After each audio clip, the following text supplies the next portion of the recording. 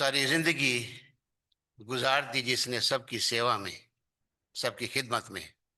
सारी जिंदगी गुजार दी जिसने सबकी खिदमत में, उसके हिस्से में बस एक दिन आया। और आज इंटरनेशनल मदर्स डे है। और मैं ऐसे सब्जेक्ट से बचना चाहता हूँ और हमेशा बचना चाहता हूँ, क्योंकि जब भी किसी ऐसी रिलेशनशिप की बात होती है थोड़ा सा भावुक मैं हो जाता हूँ। क्योंकि आजकल परमेश्वर का वचन से हमको स्पष्ट रूप से पता चलता है कि अधर्म के बढ़ने से लोगों का प्रेम लगातार ठंडा होता जा रहा है, अंत की निशानी। लेकिन मैं सभी जितनी भी माँ यहाँ पर बैठी हैं, मैं आपको शुभकामनाएं देता हूँ। परमेश्वर आप सबको सुरक्षित रखे, आपकी ड्यू रिस्पेक्ट आपको मिले, परिवार से आपको प्रेम मिले, परिवार से आपको सहयोग मिले। ये हमारी दिल की इच्छा है, क्योंकि माँ एक विशेष दर्जा रखती हैं। और मैं जब माँ पर इस मैसेज को बना रहा था, तो अक्सर शायर लोग जो होते हैं, जो शायरी करते हैं, आपको पता है कि वो किस किस्म की शायरी होती है। लेकिन माँ पर शायरी करना बहुत बड़ी बात है और बहुत इज्जत देने वाली बात है। और मुनव्वर राना एक शायर हैं, मैं उसको शायरी पढ़ रहा था। बहुत शेर उन्होंने माँ पे ही लिखे हैं। मैं केवल एक शेर पढ़ना चाहूंगा। रुका है कि चलती फिरती आंखों से अजा देखी है मैंने, चलती फिरती आंखों से अजा देखी है मैंने, जन्नत तो नहीं देखी पर माँ देखी है मैंने। और ये वही शायर लिख सकता है जिसको माँ की कदर हो, माँ की रिलेशनशिप की कदर हो। भजन संहिता में पढ़ा कि मेरे अंग जो दिन ब दिन बनते जाते थे वो तेरी दृष्टि में थे। हमारी माँ के गर्भ में जब हम पल रहे थे, तब परमेश्वर की दृष्टि हम पर लगी हुई थी। कैसी अद्भुत रीति से हम रचे गए, 139 साम आपने पढ़ा अभी। किस अद्भुत रीति से हमारी रचना माँ के पेट में हुई। कभी हमने सोचा नहीं होगा, कभी एहसास नहीं किया होगा। लेकिन जब मैं इस पर गौर करता हूं तो थोड़ा सा भावुक हो जाता हूँ। और ये शायद बट नेचुरल होगा, उम्र का तकाजा है, मुझे पता नहीं। अब्राहम लिंकन, जो कि बहुत ही फेमस प्रेसिडेंट हुए हैं, बहुत नाम था उनका, अच्छे शासक थे, अच्छे एडमिनिस्ट्रेटर थे, सक्सेसफुल प्रेसिडेंट रहे हैं। और वो कहते हैं कि ऑल दैट आई एम और होप टू बी आई ओव टू माई एंजल मदर।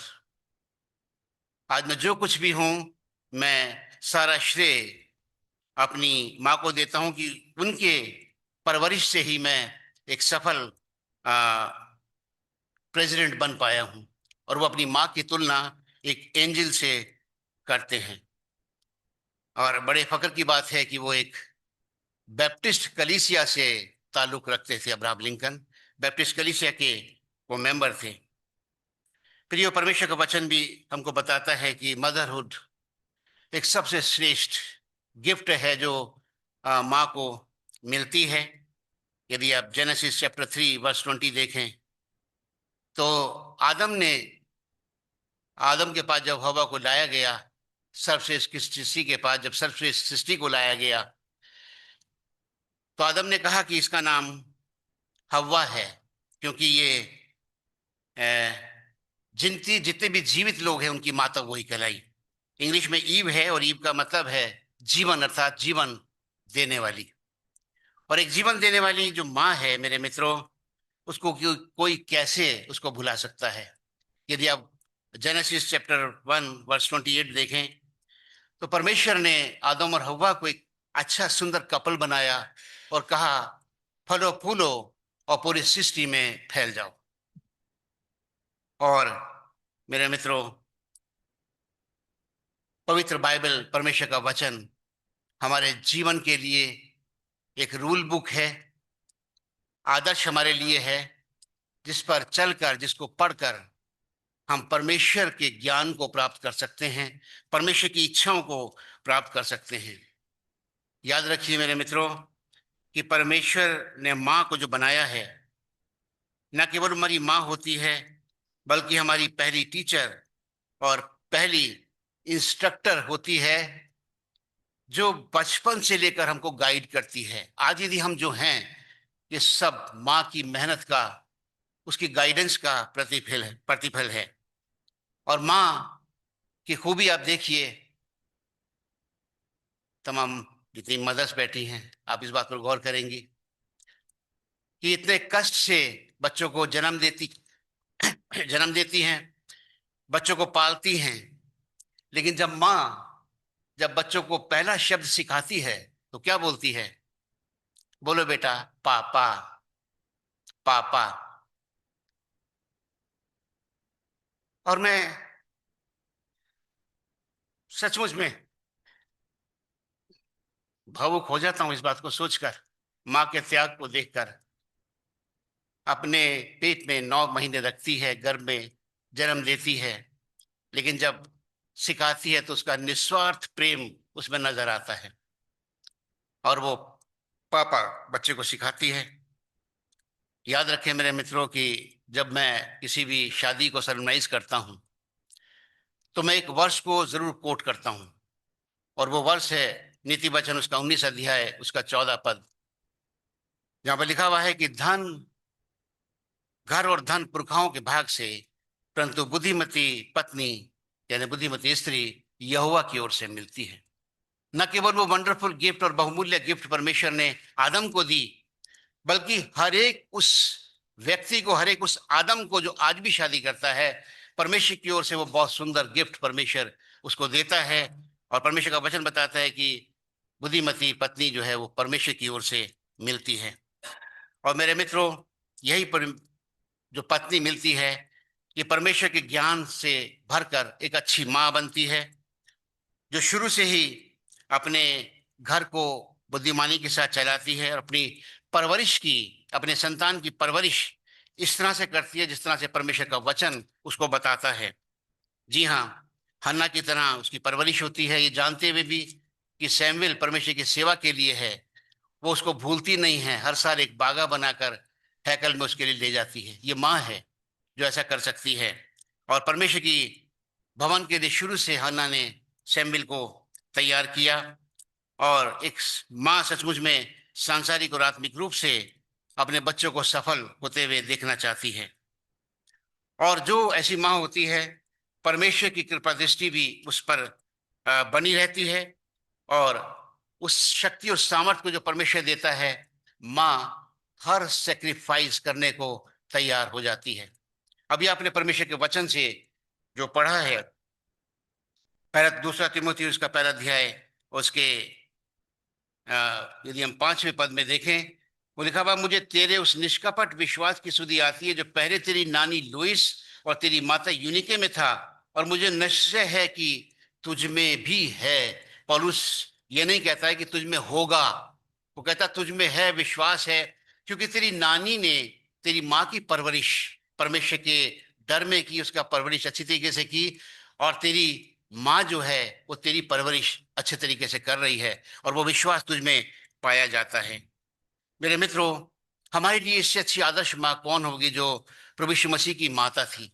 यदि परमेश्वर के वचन में पढ़ें तो वहाँ लिखा हुआ है कि परमेश्वर के भवन में प्रभु यीशु मसीह, जो कि उसे पता था कि यह परमेश्वर का पुत्र है और मेरे पास केवल 30 साल के लिए है, उसके बाद ये परमेश्वर की सेवा में चला जाएगा और 33.5 साल के बाद इस संसार से उठा लिया जाएगा, उसके बावजूद भी वो प्रभु यीशु मसीह को नियमित परमेश्वर के भवन में लगातार रहती है, क्योंकि वो एक आदर्श माँ है।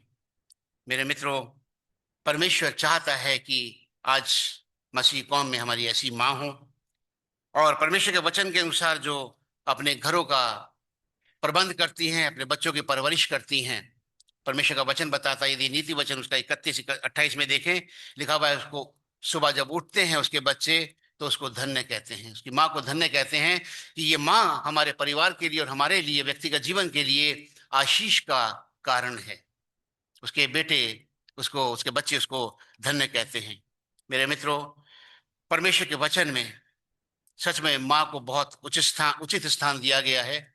और यदि आप इसको ध्यान से देखें या ध्यान से परमेश्वर के वचन को यदि आप पढ़ते हैं तो तकरीबन 227 या 230 के बीच में ओल्ड टेस्टमेंट में माँ और माता का जिक्र है।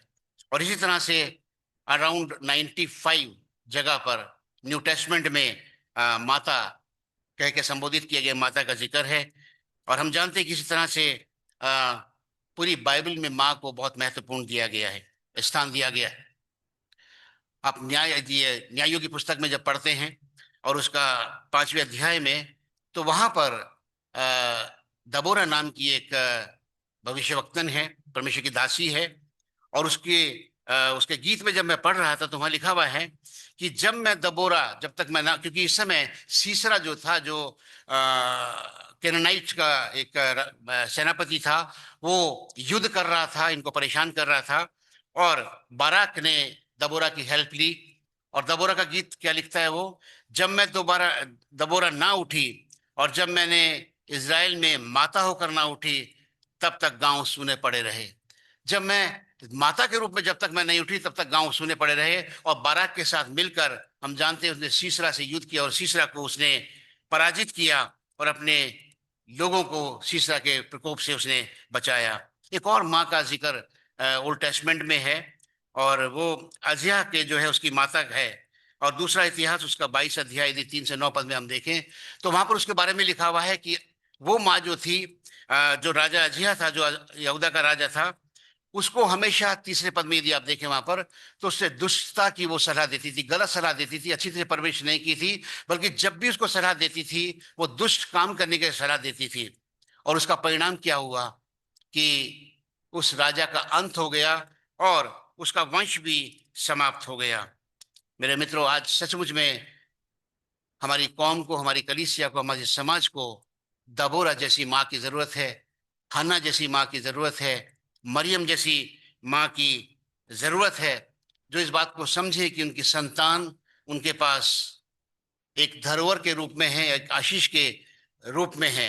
और इस बात को मेरे मित्र हमको बहुत जानना पड़ेगा कि जो धरोहर होती है उसका लेखा जोखा तो एक दिन देना पड़ता है। परमेश्वर ने यदि संतान हमको दी है, हमारे ऊपर पालन पोषण का अगर जिम्मेदारी दी गई है, तो एक दिन परमेश्वर इस धरोहर का लेखा अवश्य ही लेना पड़ेगा कि हमारी संतान को किस तरह से हम परवरिश कर रहे हैं।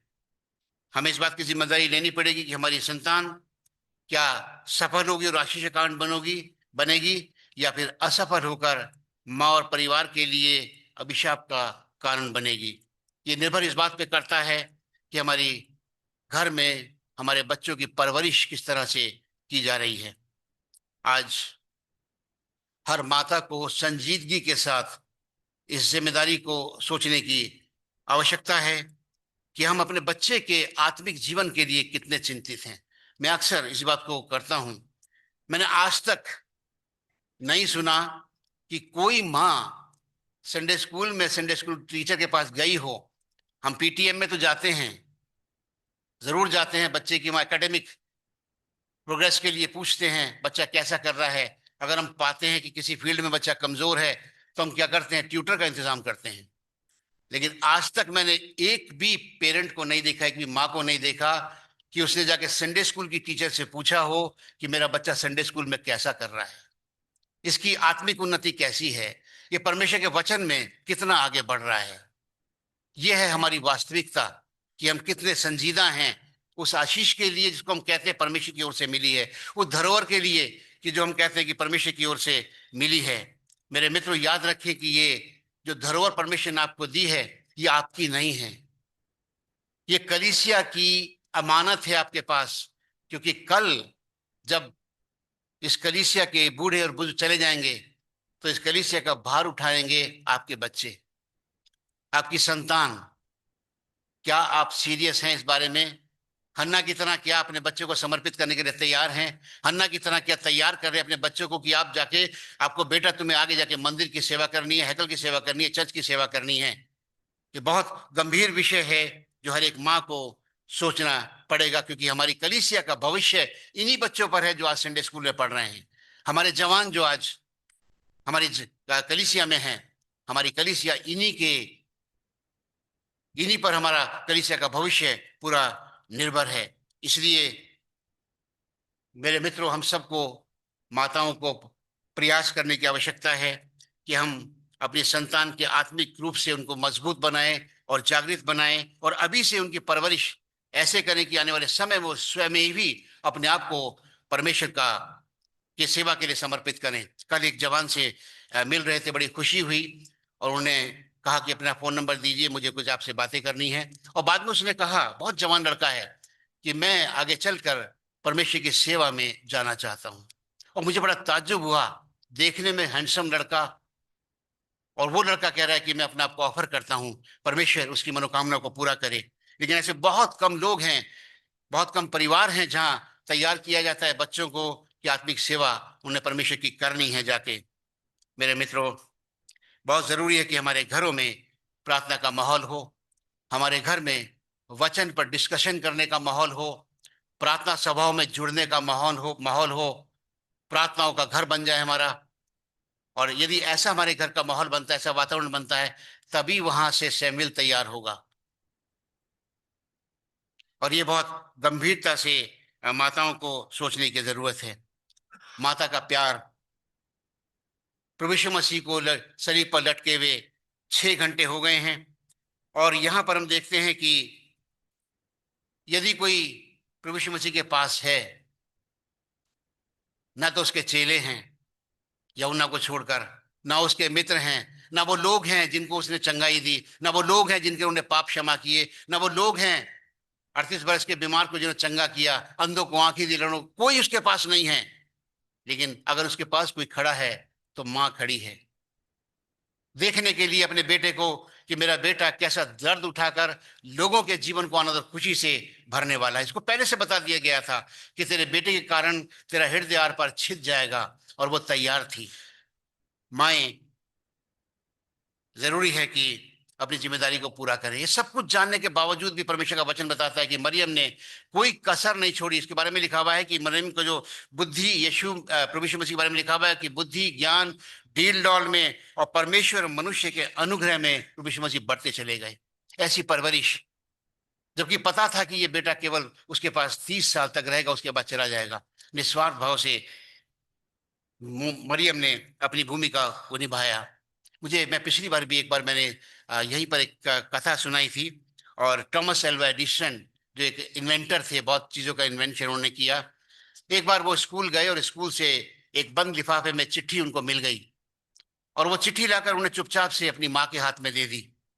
माँ ने पढ़ा, और जब वो चिट्ठी पढ़ा तो माँ थोड़ा सा उदास हो गई, उसकी आंख में आंसू आ गए। और माँ ने बोला, बेटा, एडिसन ने पूछा कि क्या इसमें लिखा है।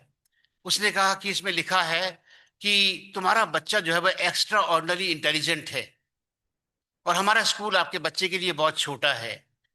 सो इसको और ज्यादा पॉलिश करने के लिए आप इसको किसी अच्छे स्कूल में आप डाल दीजिए।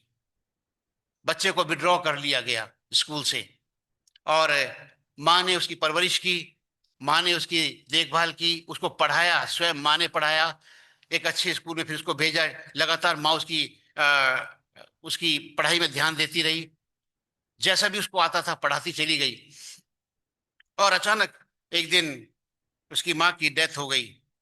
और जब माँ की डेथ हो गई तो ये थॉमस एल्वा एडिसन जो थे, ये अपनी माँ की बुक्स को चेक कर रहे थे, और चेक करते करते करते करते उनको वही लिफाफा मिला जो कि बहुत साल पहले जब वो छोटे थे तो टीचर ने माँ को दिया था।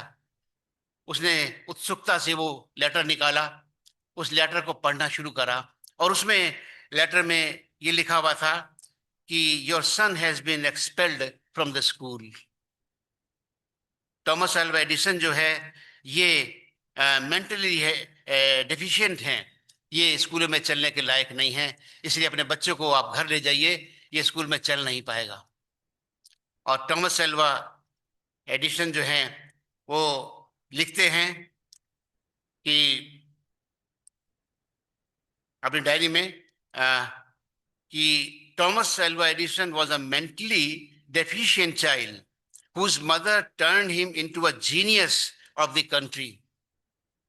किसी अद्भुत रीति से माँ ने एक ऐसे बच्चे को जो मेंटली हम कैसे रिटार्डेड था, बहुत कमजोर था, माँ ने अपने प्रेम से, अपनी गाइडेंस से कैसे उसको जीनियस बना दिया और आगे चलकर वो साइंटिस्ट बना और बहुत से इन्वेंशंस उसने किए हैं। जी हाँ मेरे मित्रों, माँ वो ताकत है जो कुछ भी कर सकती है अपने बच्चों के लिए। अपने बच्चों के लिए माँ कुछ भी कर सकती है और ये हम लोगों के फख्र की बात है माँओं के लिए और बच्चों के लिए जिनकी माएं उनके पास हैं। एक मैं पढ़ रहा था एक और साइंटिस्ट के बारे में और वो लिखते हैं कि my mother is a great source of inspiration for me. मेरी माँ मेरे लिए एक इंस्पिरेशन है जिससे मैं आगे बढ़ पाया हूँ। और याद रखें कि एक माँ है जो हर दुख सुख में आपके साथ खड़ी आपको मिलती है। मैं कुछ दिनों से न्यूज़ देख रहा, 2-3 बार मैं देख चुका हूँ उसमें, क्योंकि आजकल लेपर्ड बहुत निकल रहे हैं यूपी के जंगलों में खास तौर से।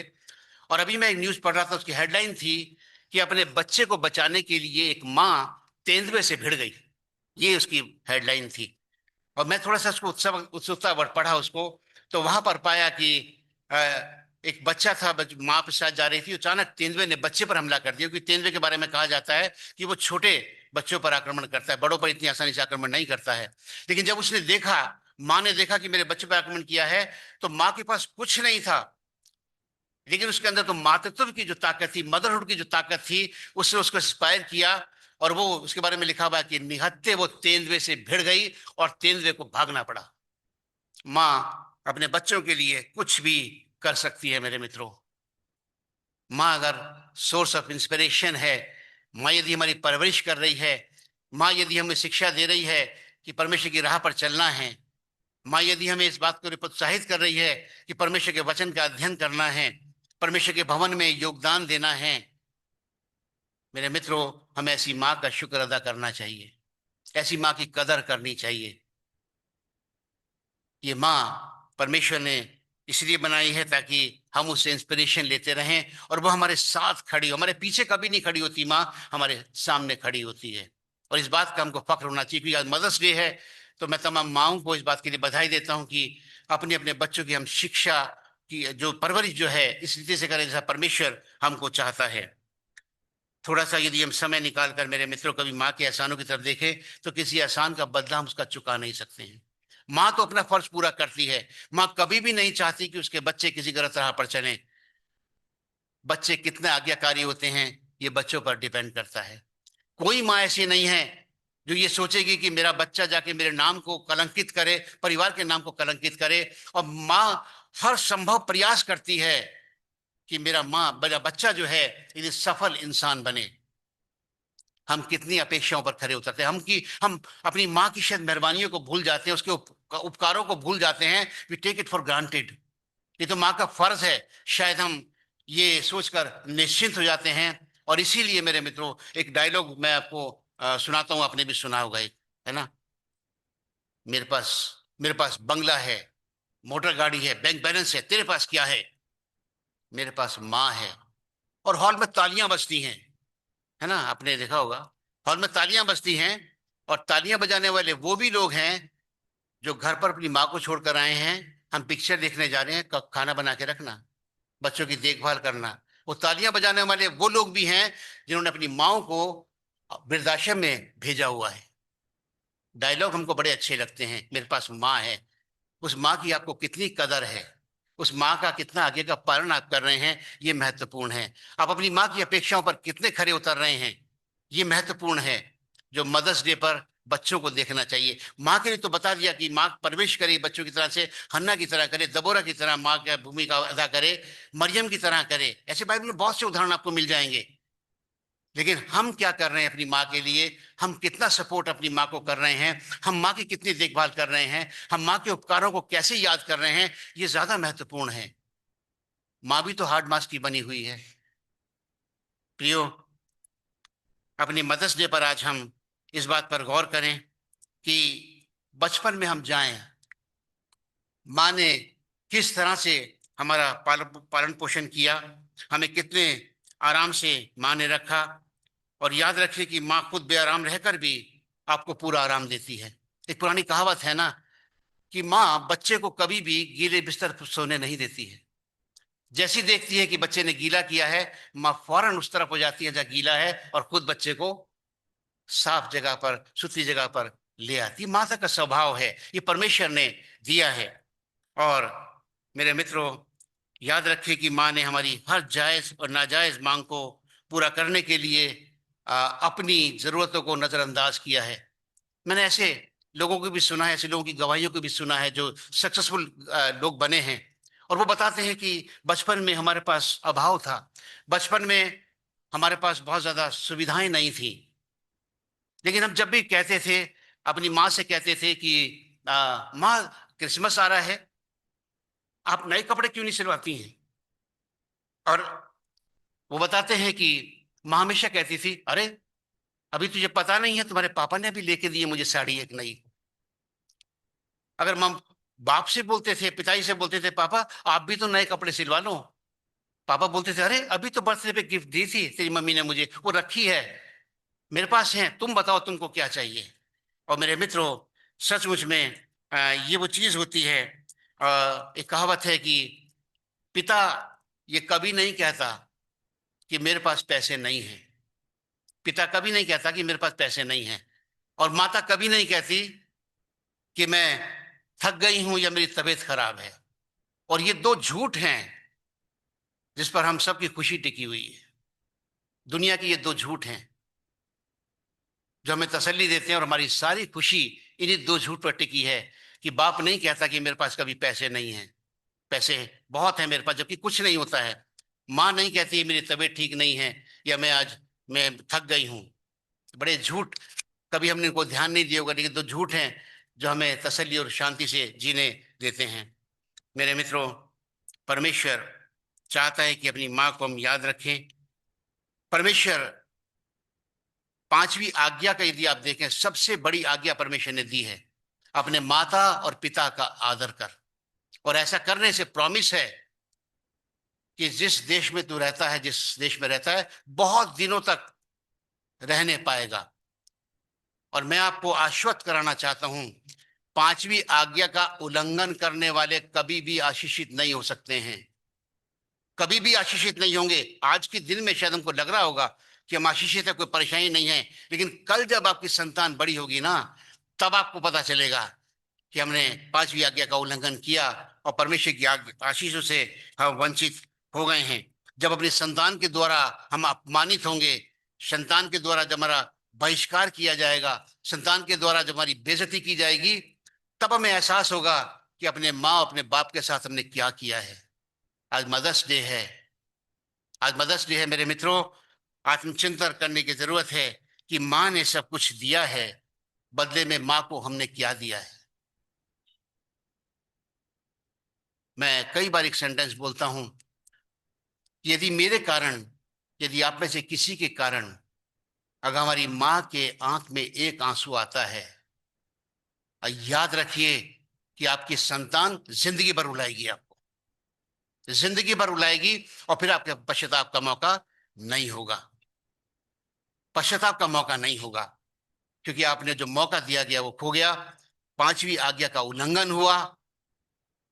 प्रभु यीशु मसीह शरीर पर लटके हुए हैं, पीड़ा है, खून पानी बन गया है, थकान है, 6 घंटे से प्यास लग रही है, मां को नहीं भूलते हैं। इतनी पीड़ा में भी वो मां को याद रखे हुए हैं, देख ये तेरी माता है, देख ये तेरा पुत्र है। इससे ज्यादा उदाहरण हमको क्या चाहिए? हम अकारण ही अपनी माँ को हम त्याग देते हैं। और मेरे मित्रों, याद रखें कि परमेश्वर के वचन का उल्लंघन करके हम कभी भी आशीषित नहीं हो सकते हैं। आज मदर्स डे है, आत्मचिंतन करें। यहां से जब लौटें, सोचे कि हमने अपनी माँ के साथ क्या किया है, क्या हम अपनी माँ की अपेक्षाओं पर खरे उतर पाए हैं? माँ ने तो जो कुछ उसके पास था समर्पित कर दिया, अगर नहीं था तो कहीं से मांग कर आपको दिया, कहीं से लेकर दिया, कर्जे में डूब कर दिया। उसके बदले में आपने माँ को क्या दिया। एक बड़ा अच्छा डायलॉग होता है, कई बार मैं बहुत व्यवहारिक बातें भी कर लेता हूँ। बड़ा डायलॉग होता है, आपने हमारे लिए क्या ही किया है। ये पेट डायलॉग है बच्चों का। आपने हमारे लिए क्या ही किया है। सो श्रीमान, आप वैसे ही बड़े हो गए। अगर माँ ने कुछ नहीं किया, माँ ने आपके लिए कुछ नहीं किया, तो आप वैसे ही बड़े हो गए। आप वैसे ही पढ़ गए, वैसे ही पैरों पर खड़े हो गए। याद रखिए, अगर आप पैरों पर खड़े हैं, कमा रहे हैं, तो ये माँ का काम है, जो माँ ने आपको तैयार किया है। ऐसी माँ को कोई कैसे भूल सकता है। मदर्स डे आएगा, चला जाएगा। मैंने कहा कि सारी जिंदगी माँ ने निकाल दी बच्चों की परवरिश में, और माँ के हिस्से में केवल एक दिन आया, और वो भी पूरा नहीं आया। यहां से जाते ही हम भूल जाएंगे परमेश्वर के वचन से हमने क्या बात की। सब भूल जाएंगे, मैं मुझे गारंटी से कहता हूं। मैं सालों से हम प्रचार कर रहे हैं, और हमारा ये व्यक्तिगत एक्सपीरियंस है कि जो कहा जा रहा है वो सिर्फ इस चार दीवारी के अंदर है, हमारे साथ कुछ नहीं जाता। ये हमारी आदत बन गई है। लेकिन परमेश्वर बदलता नहीं है। परमेश्वर की आज्ञाएं बदलती नहीं हैं। परमेश्वर के प्रोमिसेस बदलते नहीं हैं। जो आज्ञा न मानने के कारण कॉन्सिक्वेंसेस हैं, वो बदलते नहीं हैं। अगर आप आनंदित और खुश रहना चाहते हैं मेरे मित्रों, माँ बाप का आदर करना सीख लीजिए। माँ को आदर देना सीख लीजिए, नहीं तो बहुत पछताएंगे। और ये बात आप उनसे पूछिए जिनके पास माँ नहीं है।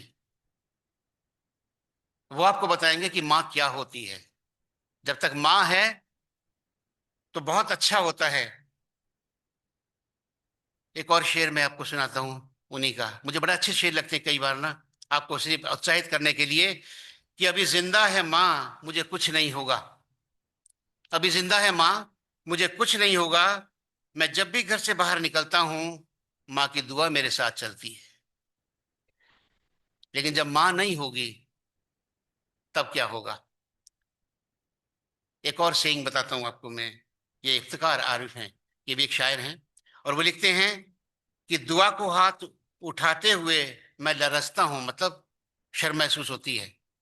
दुआ को हाथ उठाते हुए मैं लरसता हूं, मुझे शर्म आती है। कभी दुआ नहीं मांगी थी मैंने माँ के होते हुए।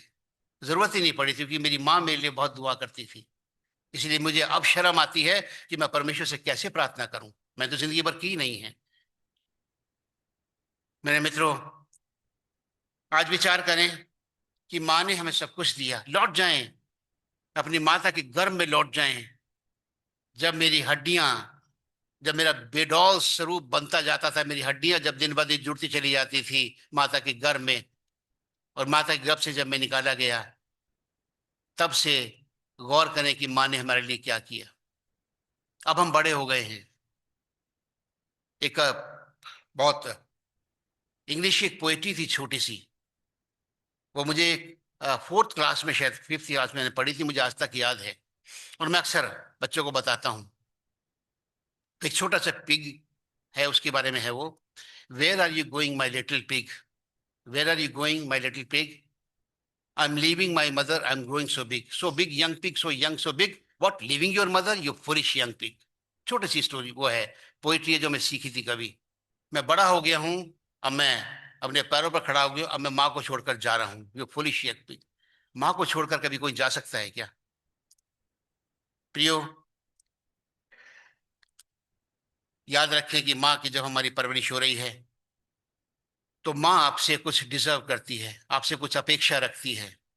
माँ आपसे चाहती है कि आप उसको लव दें और प्यार दें। पूरे परिवार से माँ चाहती है, क्योंकि पूरा परिवार ही है, मैं क्षमा कीजिए इस वर्ड को यूज कर रहा हूं, पूरा परिवार जो है माँ पर अधिकार चलाता है। कोई भी हो, सबका अधिकार माँ पर है। ये दे दो, अब ये दे दो, मेरे जूते कहाँ है, मेरे पैर कहाँ है, नाश्ता नहीं बनाया है, पानी नहीं है, थका आया हूँ, ये दे दो। सब कुछ माँ पर। और पत्नी के होते हुए भी तब माँ पर। हाँ, पत्नी शायद हम बोल नहीं सकते ना, तो माँ पर हमारा अधिकार चलता है। लेकिन माँ को क्या अपेक्षा है, कभी आपने सोचा है। माँ, मेरे मित्रों, आपसे अपेक्षा करती है कि आप कम से कम उसे कुछ नहीं तो प्रॉपर रिस्पेक्ट दें। उसको प्यार करें जैसा उसने आपसे प्यार किया, थोड़ा बहुत प्यार करें। और मैं थोड़े से आपको 2-3 पॉइंट बताता हूं कैसे आप हम प्यार कर सकते हैं। सबसे पहले तो हम ये देखें कि बच्चे माँ चाहती है कि हम जब उसको प्यार करें तो हमारे शब्दों के द्वारा वो प्यार जाहिर होना चाहिए। मुझे नहीं पता कितने लोग, कितनी बार हम इस बात को याद करते हैं कि जब हम छोटे थे, जब हम बच्चे थे, हमें बोलना नहीं आता था। तोतल तो माँ हम जैसी भाषा बात करती है, तोतली में का कर लियो बेटा, पाला बेटा, ये माँ करती है, अभी भी करती है सारी बेटे। वो बचपन से जब हम बोलना नहीं जानते थे तब से हमसे बातें करती है। आज गौर कीजिए कि आप माँ से कितनी बातें करते हैं, जरूरतमंद को छोड़ के, मांगने को छोड़कर, माँ को एटीएम ना समझे, उसको छोड़कर हमारे पास कितनी बातें होती है माँ करने की। ये आप आज सोच कर जाइए। आप सोचिए कि आपने माँ को, माँ की कितनी बार प्रशंसा की है। आज हम सब यहाँ नाश्ता करके बैठे हैं जो माँ ने बनाया होगा, सबने।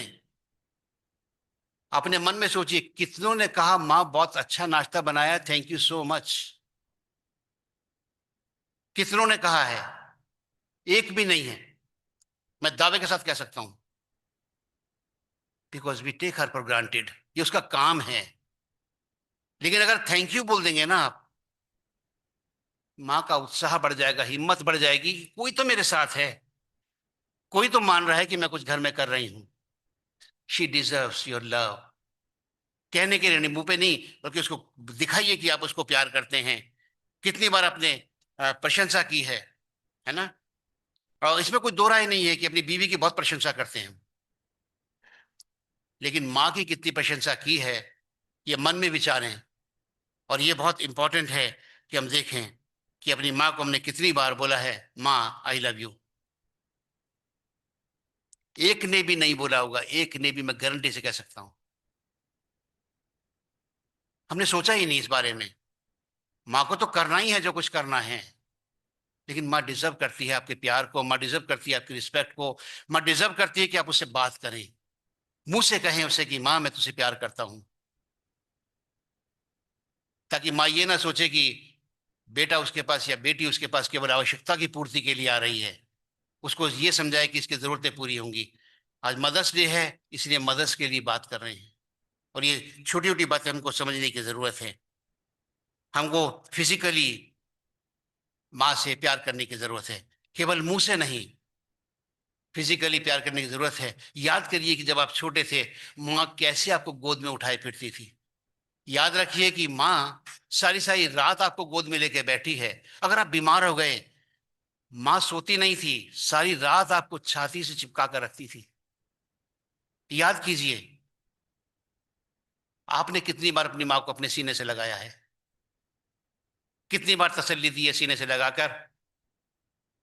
नहीं हमारे पास समय है, नहीं हम करते हैं, लेकिन माँ डिजर्व करती है।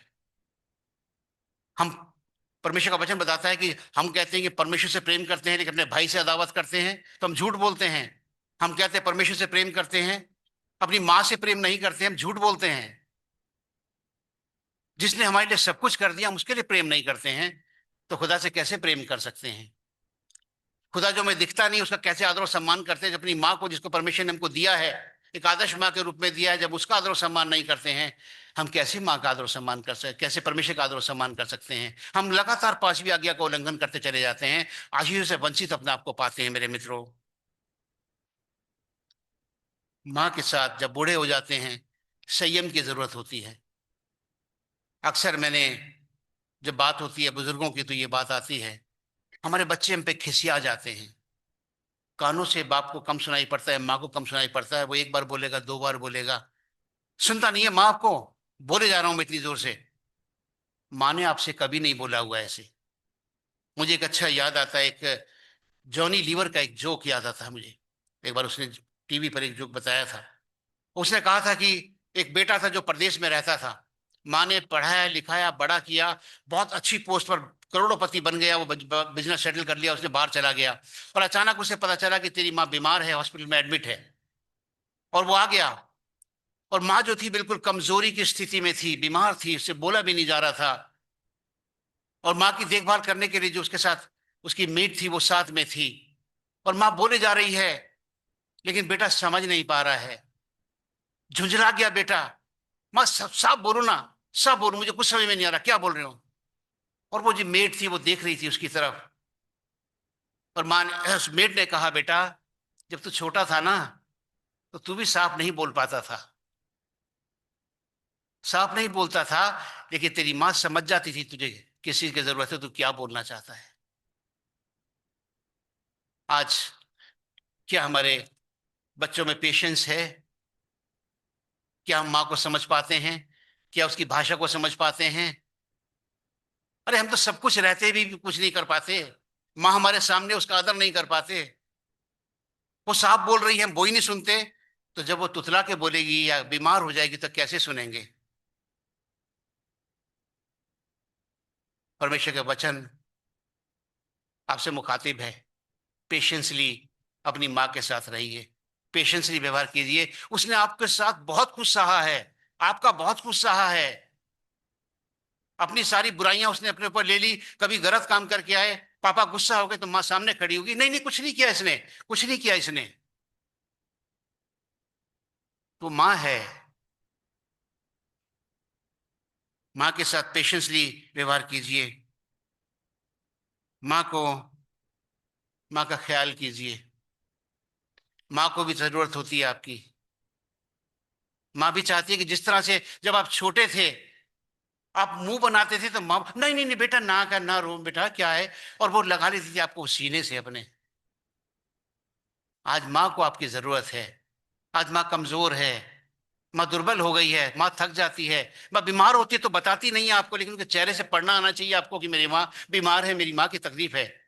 वो नहीं है, आपके पास फुर्सत नहीं है। मेरे मित्रों, अच्छा नहीं लगता ये कहते हुए कि हमारा, हम डाइवर्ट हो गए हैं बिल्कुल अपनी तरफ से। हमारे जो कर्तव्य माँ के प्रति थे, हम उसके, हम उसे भूल रहे हैं। आज माँ को आपकी केयर की बहुत ज्यादा जरूरत है। वो आपसे अब बदला नहीं मांग रही है। वो ये नहीं कह रही है कि मैंने तुझे पाला पोसा इसलिए तू एहसान चुका। वो ये बोल रही है कि बेटा मुझे थोड़ा सा प्यार दे दे, बस।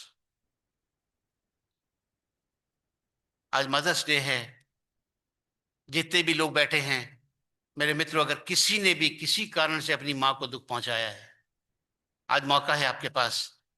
फिर ये 1 साल के बाद आएगा मदर्स डे, फिर शायद मदर्स डे पर हम कुछ परमेश्वर के वचन से सुन लेंगे, फिर शायद परमेश्वर का वचन हमारे दिल में बात करेगा। लेकिन एक दीवार है जो रोके हुए है, अहम है, रोके हुए है, घमंड है जो रोके हुए है, जो हमारी आवाज को हमारे कानों तक तो पहुंचने देता है लेकिन हमारे दिल तक नहीं पहुंचने देता। हम मन को कठोर बना लेते हैं बिल्कुल। परमेश्वर का वचन टकराता है, लौट जाता है। हम जानबूझकर परमेश्वर की आज्ञाओं का उल्लंघन करते रहते हैं बिना कॉन्सिक्वेंसेस जाने। लेकिन मैं फिर कहता हूं, हमको याद तब आता है जब हमारी औलाद हमारी बेइज्जती करती है, जब वो हमें, हमारे लिए अपमानित होने का काम करती है, तब माँ हमको याद आती है कि हमने क्या अपनी माँ के साथ करा, और तब शायद हमारे पास समय नहीं होता है। माँ को आपकी जरूरत है। याद रखिए मेरे मित्रों कि अपनी माँ की, you should be grateful to your mother. उसी हिसाब से प्यार करना चाहिए, ग्रेटफुलनेस होनी चाहिए। और क्यों नहीं होनी चाहिए? क्योंकि माँ ने आपके लिए वो किया जो कुछ कोई नहीं कर सकता। माँ ने अपना खून तक आपको पिलाया है, जिसका हमने कभी सोचा भी नहीं, एहसास भी नहीं करा। मुझे कई बार ऐसा लगता है कि हम इतने घमंड से भर जाते हैं जैसे हम अचानक ही बड़े हो गए हैं। हमें किसी ने पाला पोसा ही नहीं है, हमें जरूरत ही नहीं थी किसी की। और दुख होता है जब बड़े बड़े घर की जो माएं होती हैं वो अनाथ आश्रम में कहती हैं, एक बार मेरे पोते से मिलवा दो, एक बार मिलवा दो मेरे पोते से। पोते का, बेटे का नहीं, पोते का मन देखने का करता है, लेकिन वो पोते को देख नहीं पाती। बड़े बड़े घर में उनके लिए जगह नहीं है। उनके बच्चे वैसे ही पल गए, बिना किसी सहारे के पल गए, अपना आप वो पल गए, माँ को भूल गए। मेरे मित्रों, हम माँ के एहसान का बदला चुका नहीं सकते कभी। कोशिश करें तो भी नहीं चुका सकते हैं, कोशिश करें नहीं चुका पाएंगे हम जो उसने हमारे लिए किया है। इसलिए मेरे मित्र याद रखिए कि आपकी माँ ने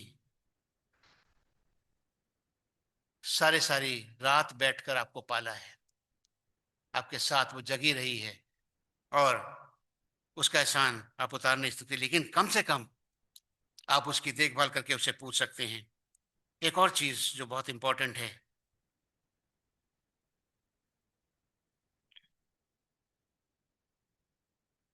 अपने माँ और बाप पर कभी एहसान मत करना।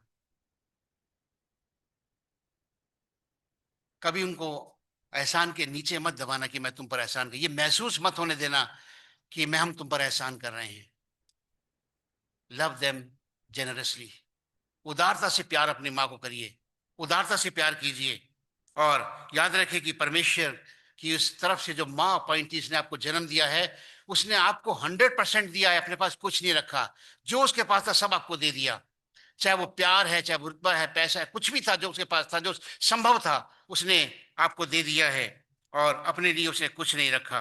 अपनी नींद, अपना आराम, अपना चैन, अपना धन दौलत, सब कुछ आपको बनाने के लिए दे दिया। पिछले दिनों में एक मैं इंटरव्यू पढ़ रहा था एक बिजनेसमैन का, और वो ओल्ड एज होम में था। और उसने बताया, वो बता रहा था कि उससे पूछा क्यों आप ओल्ड एज होम में हैं। उसने कहा कि मेरे बेटे ने मुझे घर से निकाल दिया, मेरे बेटे ने मुझसे पेपर साइन कराए, मैंने वो पेपर साइन कर दिए, और मेरे बेटे ने उसके बाद मुझे घर से निकालकर अनाथ आश्रम में डाल दिया। रिपोर्टर ने पूछा आपके बेटे ने या आपकी बहू ने? और वो बुजुर्ग कह रहे थे मेरी बहू बहुत अच्छी है, मेरी बहू का कोई कसूर नहीं है, मेरी लड़ती है वो, लेकिन मेरा बेटे ने मेरे साथ ये व्यवहार किया है, धोखा किया है मेरे बेटे ने, और मेरे बेटे ने मुझे पहुंचाया, मेरी बहू का कोई इसमें दोष नहीं है। क्या कहेंगे इसको आप? क्या बेटे का खून पानी बन गया क्या? अपने सगे बाप के साथ धोखाधड़ी। बहू अच्छी है, जिसको हम कहते हैं बाहर से आई भी खराब होती है, बहू अच्छी, अपने सगे बेटे ने अपने बाप को अनाथ आश्रम में डाल दिया। मेरे मित्रों, प्रेम करें, आपके पेरेंट्स को आपकी बहुत प्यार की आवश्यकता है। और अभी समय है आपके पास, आज मदर्स डे है,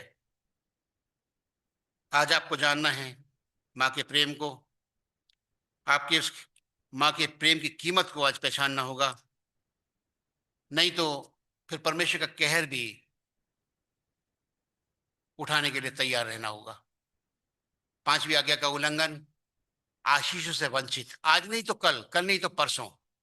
परमेश्वर का वचन सत्य है, पूरा होता है। पांचवी आज्ञा का उल्लंघन करना ये नहीं कि आज हम, कोई परेशानी नहीं है तो कुछ नहीं होगा, होगा कल, जरूर होगा उसका असर, और तब शायद आपके पास पश्चाताप का समय नहीं होगा। आज समय है आपके पास। मेरे मित्रों, परमेश्वर का वचन, क्या आज ही मदर्स डे है? मैंने कहा कि जब यहां से जाएंगे मदर्स डे खत्म हो जाएगा, लेकिन जितने यहाँ बेटे बैठे हैं, बेटियां बैठी हैं, मेरे मित्रों, आपके लिए आज नहीं, कल नहीं, परसों नहीं, 365 दिन मदर डे होना चाहिए। मदर को 365 दिन आदर और सम्मान मिलना चाहिए। मदर को 365 दिन प्यार मिलना चाहिए, सांत्वना, तसल्ली मिलनी चाहिए। इस बात का एहसास होना चाहिए कि उसके बच्चे, उसके परिवार के लोग उससे उसके प्रति सहानुभूति रखते हैं, उसके साथ खड़े हैं, वो अकेली नहीं है। और तब आप देखिए अपनी माँ से कि आपकी माँ दुगनी ताकत पाकर आपकी सेवा में लग जाएगी। उसको अपने पास को रखना ही नहीं है, सब कुछ आप ही के लिए देना है उसको। लेकिन यदि हम माँ बाप का आदर नहीं करते, माँ का आदर और सम्मान नहीं करते, मेरे मित्रों, तो कुछ कॉन्सिक्वेंसेज मैं आपको बता देता हूँ। अंतिम 2-3 आयत पढ़ के मैं खत्म करूंगा। ये मदर्स डे था तो मैंने काफी टाइम लिया है, और इस बात के लिए मैं आपसे क्षमा मांगता हूँ, लेकिन 2-3 पद पढ़ के मैं खत्म कर दूंगा ताकि परमेश्वर के वचन से जान ले।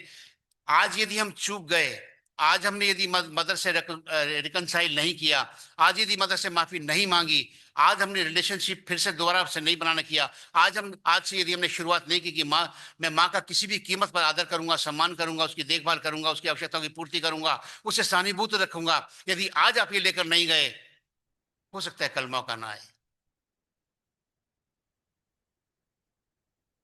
परमेश्वर का वचन बताता है, यदि आप नीति वचन तो उसका 30वां अध्याय और 17 पद देखें, ये परमेश्वर के वचन है, इसके बारे में आप भी जानते हैं। इसके बारे में लिखा हुआ है कि कोई एक भी शब्द, एक बिंदु भी इसका बिना पूरा हुए नहीं टलेगा। सावधान रहने की जरूरत है। परमेश्वर का वचन बताता है कि जिस आंख से कोई अपने पिता पर अनादर की दृष्टि करे और अपमान के साथ अपनी माता की आज्ञा ना माने, उस आंख को कोए कोवे खोद खोद कर निकालेंगे और उकाब के पक्षी खा जाएंगे। ऐसा विभत्स रिजल्ट होगा अनज्ञाकारिता का, माँ का अपमान करने का, पिता का अपमान करने का।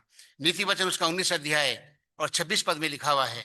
नीति वचन 19 अध्याय 26 पद में लिखा हुआ है कि जो पुत्र अपने पिता को उजाड़ता है और अपनी माता को भगा देता है, वह अपमान और लज्जा का कारण होगा।